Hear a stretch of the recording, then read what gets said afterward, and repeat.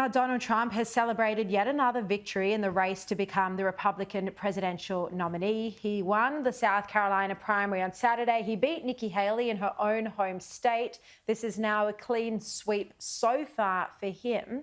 Have a look. That is really something. This was a little sooner than we anticipated. It was an even bigger win than we anticipated. And I was just informed that we got double the number of votes that has ever been received in the great state of South Carolina. So that's pretty good. So it's a record times two. All right, Sky News contributor Kosha Gada joins me now. Kosha, look, this is quite a big loss for Nikki Haley. Not unexpected, but she's refusing to drop out of the race.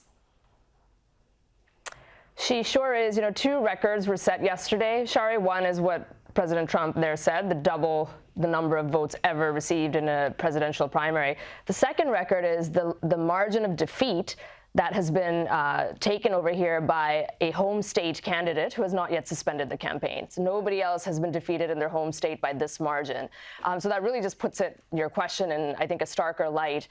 It's interesting. I'm not sure why she's not dropping out. We can only speculate. Anything from it allows her to continue, you know, for staying in the limelight for future career prospects. It could be that she's positioning herself as the heir apparent in the event that something happens to Trump and he is not able to run or suspends his campaign or anything else even more sinister. Or it could be something else that there's some more cynical people would say it's controlled opposition and there's a purpose over here to muddy up the path to victory for the GOP. I'm not sure where the reality is. We can only speculate, but it does seem a little bit odd because she just doesn't really have a path to victory. And it's interesting. Normally somebody would drop out by now, but she's choosing to stick with it. She claims, and she's argued this throughout her campaign, that she's got a better chance of beating Joe Biden than Donald Trump has. Do you think the polls bear this out? Is this true?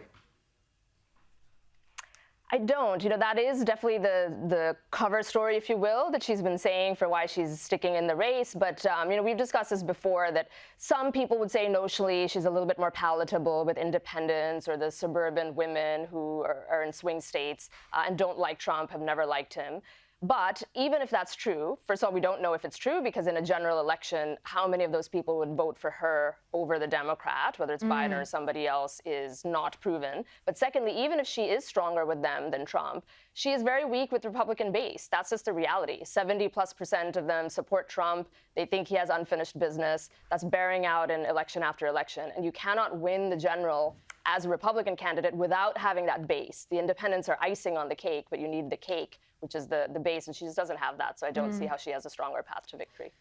I mean, now we're looking at Michigan, which is coming next, but you just also have to wonder how long those backing her, the finance, because that's ultimately part of the decision-making, isn't it? You know, how long they're going to stick with her.